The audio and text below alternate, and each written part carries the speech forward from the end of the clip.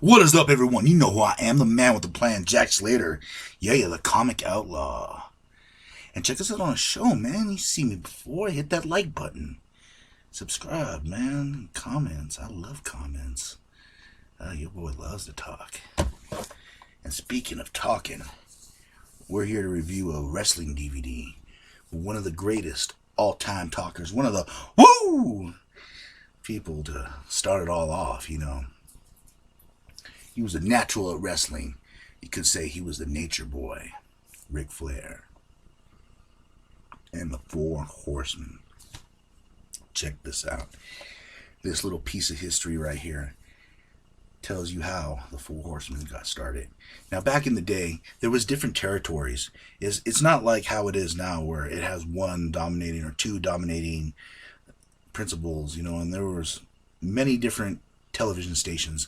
It's not now where it was just one giant conglomerate, you know, that played different channels. You know, they had channels here and they had channels there, and they played different stuff on different times. Wrestling was a lot like that. Wrestling had different territories where you would see certain wrestlers in certain areas. Like, for example, the Von Erichs were mostly in Texas, in that territory right there where they would kind of, Texas, New Mexico, you know. And let's say the WWE was in New York. That was the original WWE. They became the WWE. That was the WWF. Whew. And they had like Andre the Giant, you know, stuff like that. Like I said, the different territories, they had Florida territory where Dusty Rhodes, you know, used to do his thing a lot. But a lot of these guys bounced around from territory to territory, and they call it having a cup of coffee. The Freebirds were especially good at doing this. And if you don't know who any of these names are, I suggest you get off your ass and start watching some footage. Because you're missing out, brother. You're missing out. I mean, if you know who Cody Rhodes is and you don't know who Dusty Rhodes is, man, you're missing out, bro. You are missing out. But anyways, the Horsemen. Yes, Ric Flair was the champion, and he would go from place to place defending this title. And the thing was is that you had to make the guy in the territory look good. You know, like he was worthy of fighting the champion. And Rick had a very stellar reputation at this time for being the hour-long fighter. He could take a guy mid-card and make him look like $1,000,000. That was the magic of Ric Flair. And that was the kind of champion that was required back then, and kind of something that we lack now. A lot of the champions are sort of like, I don't want to say everyone because each champion is different, but like a Brock Lesnar, where they come in, smash the guy, and that's pretty much it. You know, you don't really get your money's worth. The intro is longer than the fucking match. And that's just sad. Ric Flair was different, and so were these other men.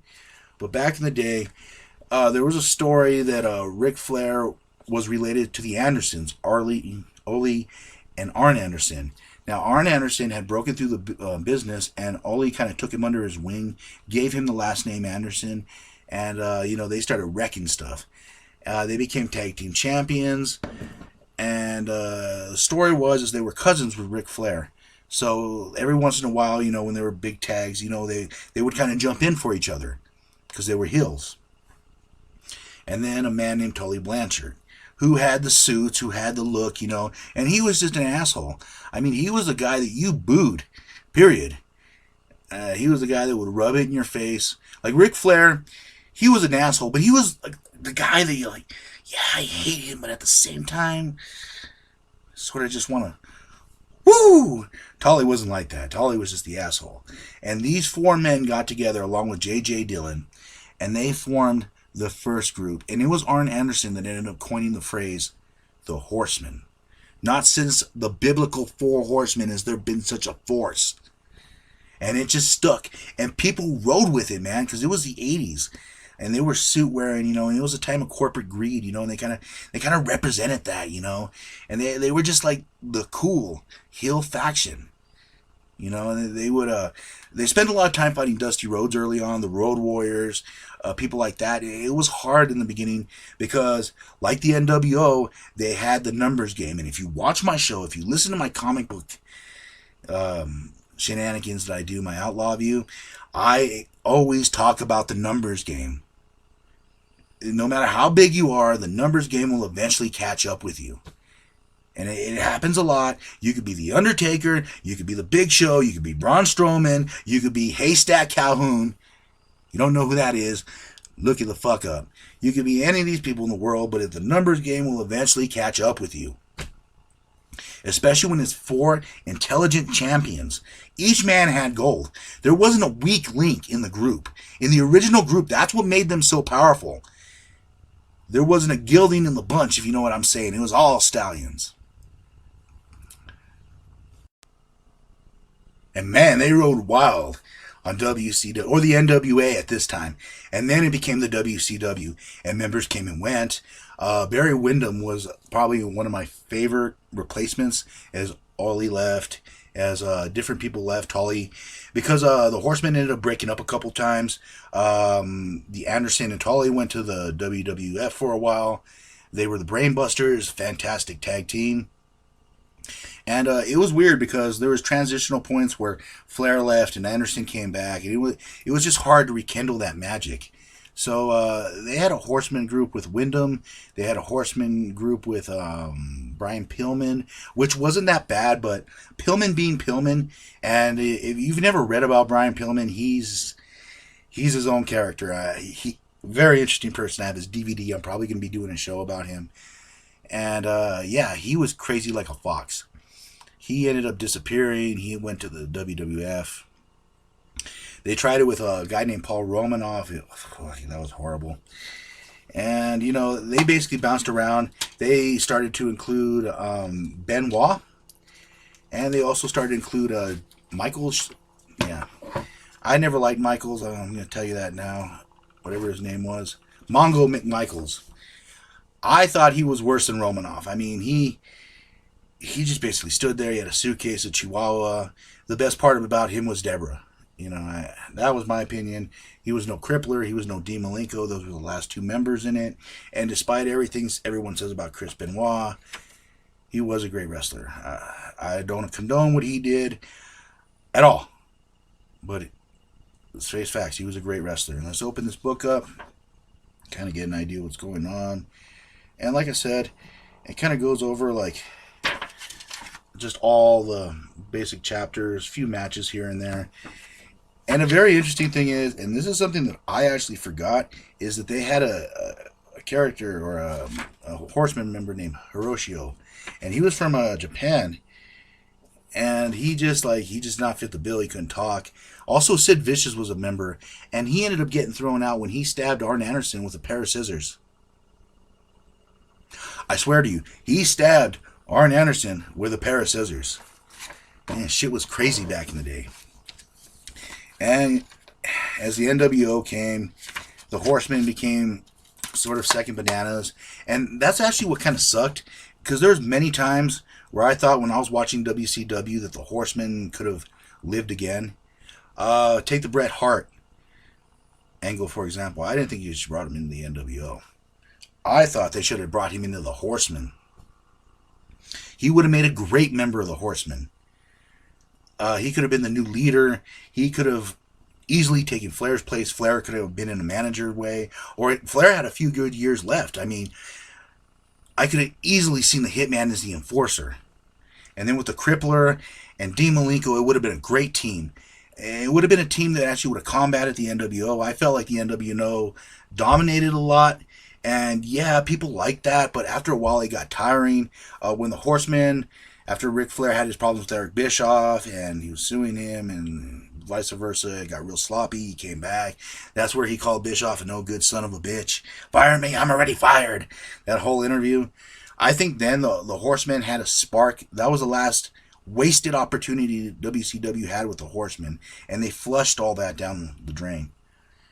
I think they really missed the mark with having enemies to go up against the NWO, because Hogan and them, like, they were trying to build Goldberg to be like this heel killing machine, but they had tradition, they had something there that they just let go of. It was a missed opportunity. And that's why Dean Malenko, the Crippler, Benoit, Chris Jericho, all these guys ended up leaving for WWF or WWE because the grass was just greener. There was more opportunity.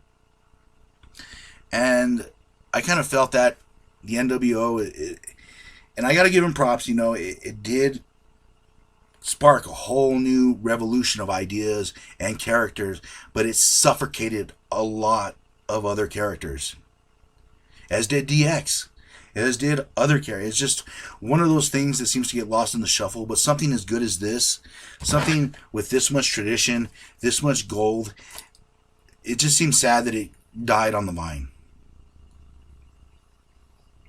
I could go on and explain the accolades of these different men. Even they say Sid Vicious is one of the worst members. Won championship after championship. Had a feud with Hulk Hogan. Lex Luger. You know what I mean? Every man, except for maybe Paul Romanoff, was better for being a member of the Horsemen. Even Sting. So it's kind of sad that nowadays people talk about factions or the Shield or this and that. Or even Evolution. Evolution wouldn't be Evolution without the Horsemen. The Horsemen were it. At a time in the beginning where wrestling was starting to get popular, they were the elite. They were the elite heels. Yes, you had groups like the Freebirds, and yes, you had this. But something to capture the minds and imaginations of everyone, like these guys are pricks, but still my fingers are still going up. Because this, to any wrestling fan, means respect. And to quote Arn Anderson, when he was talking about the Horsemen, he's all, yeah, we make money. Yeah, we're famous. But the real truth about being a horseman is having that chip on your shoulder and daring someone to knock it off. So yeah, I recommend this DVD. If you love wrestling history like I do, and you want to hear it from the men themselves, this is worth getting. True fans like tradition. I mean, you watch Nitro, they always like tradition sucks. Every fan that was saying tradition sucks in the back of their minds was like, without tradition, we wouldn't be here. Without Dusty Rhodes, Piper, Flair, Hogan. I could sit here and just name after name. Magnum, P.I., Ricky Steamboat.